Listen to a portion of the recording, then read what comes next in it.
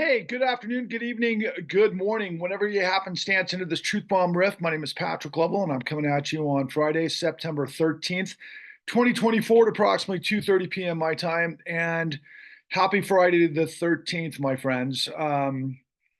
Pretty cool that Taylor Swift, another aficionado of the number 13, proclaimed her support of Kamala Harris and all of the other sort of composite reactions from the tools in the full circus of the MAGA zombie apocalypse and all of the pimps, whores, junkies, and parasites that encompasses. And of course, this is all about bandwidth, and this is all about the new gold and the attention economy, and it's all about who can drive the information that's going to be, I guess, more impactful in a popularity contest, so to speak. So good on you, Taylor, and everything that represents your interest in 13. 13 for me is a very important and critical number to my existence. I started having 13 pop up in my life over 23 years ago. And I went down this rabbit hole of trying to explore and expose and really, you know, understand fully all the different variables of what 13 was, because we've all been inclined to understand that 13 is bad luck, right? Friday the 13th and everything that it elicits.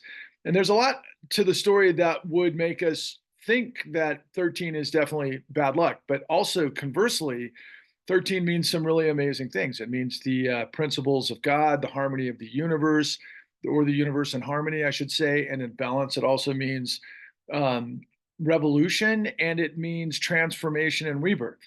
And I tend to go with all of those different sides because of everything that I'm in the midst of.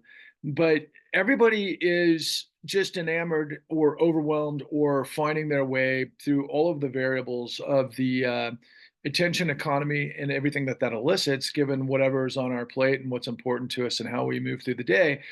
But as we're moving through this last leg, this final lap, if you will, of the 2024 presidential campaign, which pits Don the Con, moron, Trump, and everything that comes with it, the lunacy, the eating the dogs and the cats, and the lies to project all sorts of fear in the midst of just ridiculous behavior, is finally being somewhat understood and called out by what I would refer to as mainstream. And mainstream's fascinating in so much is that they are taking sort of the sum total of the ridiculousness of everything and pretty much transposing it onto Donald Trump. And now Donald Trump is worthy of all of this. Obviously, he's running for president, even though he shouldn't be running for president. The guy's a felon and he's a criminal, and he should have been in prison years ago. And he's just stupid, monumentally, bloviatingly, disgustingly, misogynistically, racistingly, if that's a word. But I mean, you get the drift because I'm going with the patterns, because he's just a fool and he's a moron and he's a tool of something in the backgrounds establishing their sort of using him as the force to speak stupid to stupid people who don't understand how the world works. And I don't know how many of them percentage wise that I need to lambast and hold accountable for their stupidity. There's a lot of reasons people don't understand how things work. And however you come to enlightenment is really, I think, probably the whole purpose of life and the river of life. But you know, ultimately, Donald Trump is a threat to, is an existential threat. But he's not the causality. He's not the cause of everything that created him. It's the corruption that enabled and created Trump. Like I said, corruption burrs and fuels fascism. And you know, as we're looking at this final leg of what's happening, with the Kamala campaign with Tim Walz, who is a really legitimate, genuinely decent guy, they are fresh. They're like the feeling of going to the garden or to Home Depot or to a coffee shop in the morning and then reading a great book and then being with loved ones and then working in your yard and doing all of those things and then maybe going to the fair or the football game after.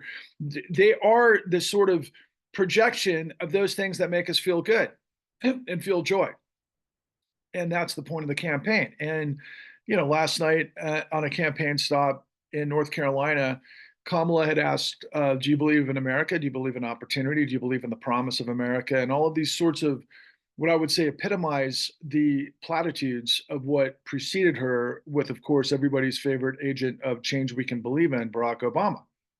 But for those of you who have been around for a while, and this isn't a but, like, we're not going to support Kamala given the scenario and everything that's on the table here.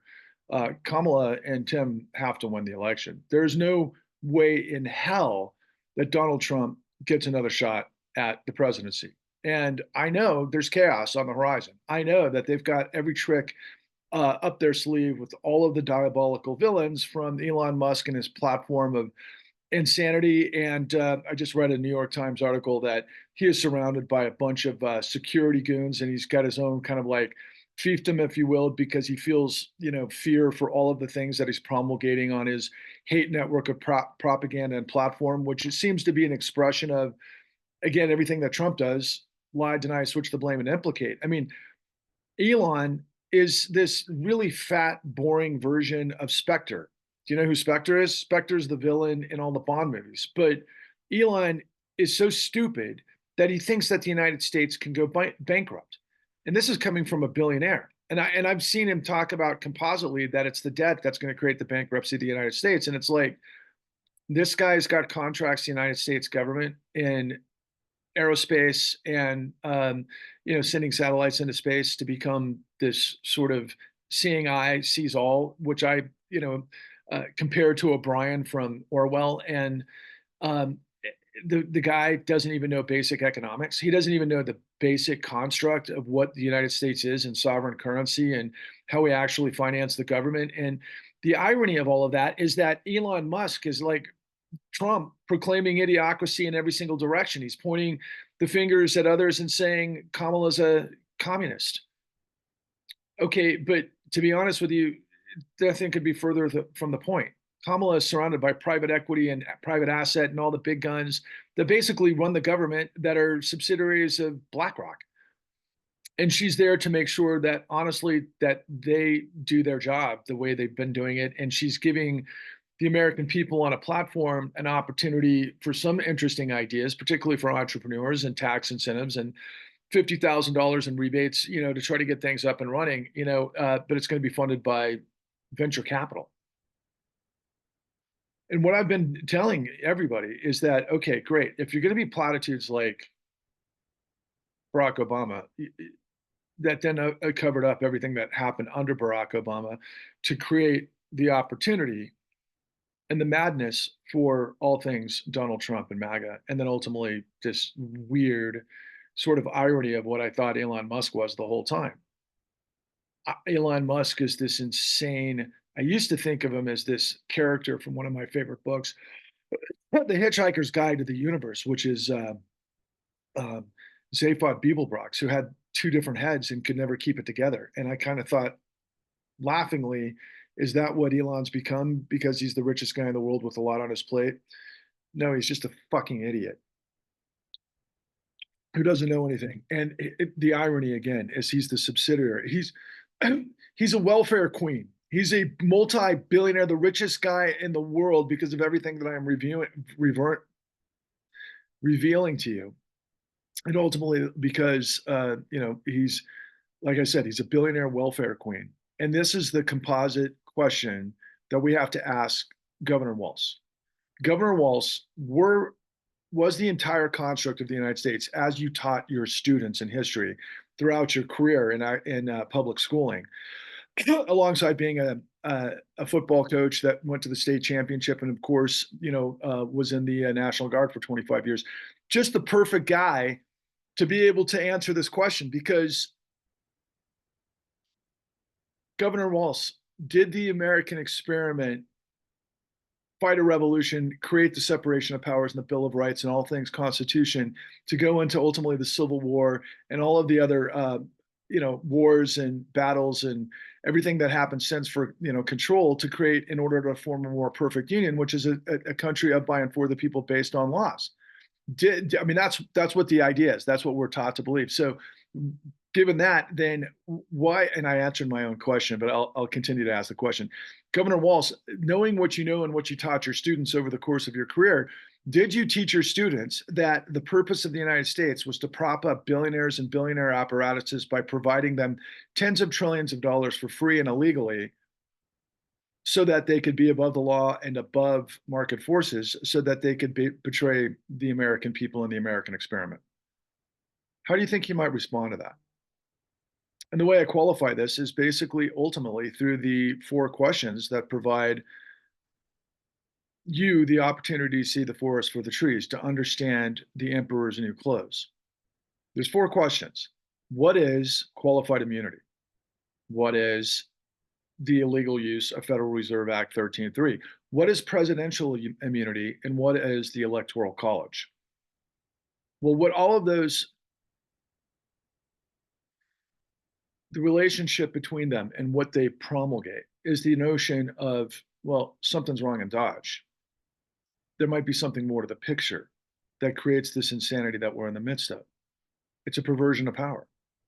How many times have you heard or have you thought of or have you speculated or even been close to something as monstrous as going to your place of worship and being in front of somebody that's up on the pulpit who represents your religion as an authority in that religion, and then find out later that maybe that person is raping your children or people in your congregation?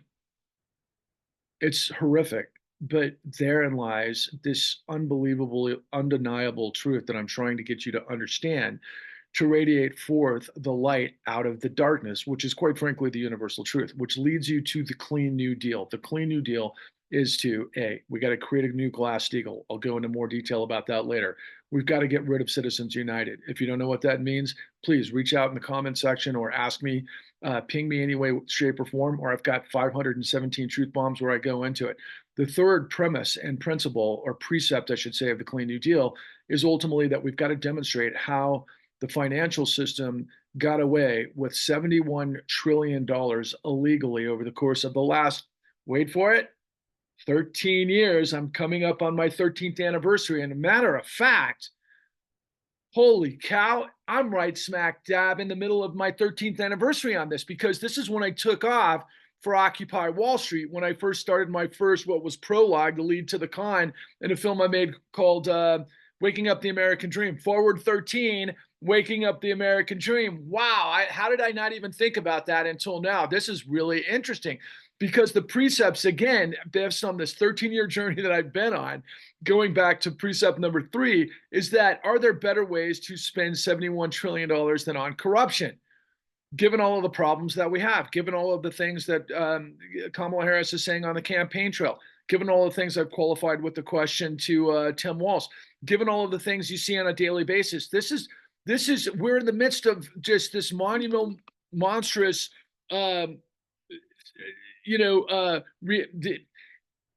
fantasy illusion of lies. And the truth is what I'm giving you, which makes you bulletproof. Because if you can get through those semantic understanding of the precepts of the Clean New Deal, and then you ultimately understand that the qualified immunity is the perversion of the police to be able to kill at will and just lie about it. That's a problem that's got to change, which then, of course, leads us to presidential immunity, all things being Donald Trump and the Supreme Court. Are you kidding me? That's the layer of kings. That's exactly why we had the American Revolution that created 13 out of 13 colonies, and where we have 13 steps on the pyramid and 13 quivers of arrows and stars and all of the other symbology of 13, because 13 is the number of revolution, 13 is the number of transformation, 13 is the number of truth in this proclamation. Because as you get through this entire scenario and you get to the end, you got to understand that you can't have a perversion of power where the priest can rape the flock. That's what we're talking about, man. Inversion, perversion of power. That is just the antithesis of liberty and justice for all. And so, yeah, you've got to be able to put 13 Supreme Court justices on the Supreme Court to basically tip the scales in the favor of liberty right now, given all of the corruption and pollution that these billionaires have been, tempting these sellout goons that should be literally thrown in prison and have every piece of the cent that they've ever made clawed back from Clarence Thomas and Alito and Kavanaugh and anybody who's guilty of basically being corrupt. And then ultimately within the precept of the Electoral College, that's just the minority. being able to rule through all sorts of deceptive acts and practices, which are the sum total of what these goons have been doing to be able to hijack power for billionaires, and then ultimately the illegal use of Federal Reserve Act 13.3. Oh my God, why didn't I think of all this when I just was like casually hitting record when I decided to do this? But yeah, I'm getting all the 13 corollaries, but that is that is what this is all about, man. I am on the anniversary of my 13th year on Friday the 13th, 2024, delivering the truth that makes you bulletproof. Because when you live in light, you live in truth. When you lie, you're depraved. When you have the truth, you're bulletproof. When you lie, inside you die. Stop lying. Stop buying lies. It's pretty freaking simple. What am I telling you? That the government's got to work the way it's designed, the way that our founders, sacrificed everything for a revolution to destroy empire, not to create empire 248 years later. This is a billionaire empire of kings and theft and frauds and junkies and whores and everybody that manifests complicity and duplicity, which are just simply diabolical, lying, thieving villains that we, the people, must push back, bulldoze, to bulldoze the misery of tyranny to create the renaissance of possibility, my friends. Look, there is one universal truth. I promise you. We could go into faith, we could go into, belief systems and God and this and that and the other, but there's really only one universal truth construct. That's the way we understand it to be, from the Big Bang of the singularity through the great radiation and cosmology and the great expansion and so on and so forth, is the nature of how the molecules of the protons, neutrons, and electrons within the cosmos work by way of light overcomes the darkness. And yeah, there's matter and dark matter. And light has to be propelled forward with the energy of the supernova to overcome the darkness. And what I'm giving you guys, my friends, through the Clean New Deal that you can discover at www.thecleannewdeal.org, that has everything and then some that I'm revealing to you, as well as our work. I've got the entire spectrum of the Rubik's Cube of all of these things that are complicated, but in the end, they're not, because it's not rocket science, it's racketeering. So if you, me, and everyone you see who isn't a Nazi, who believes in integrity, dignity, honesty, decency, beauty, sustainability, if we merge in unity, my friends, and we forge the Clean New Deal, that is our destiny to overcome the misery of tyranny and create the renaissance of possibility. This is the Big Bang of truth. Will you be a reaction to the Big Bang of truth? It's 13. It's Friday the 13th, which means, quite frankly, transformation, revolution, and redemption. All of this, everything that I'm in the midst of, that Patrick Lovell, the producer, is doing, where you can hashtag spread the truth, that truth is marching, is in essence to liberty and justice for all. Hey, my friends, onwards and upwards, and I'll see you next time.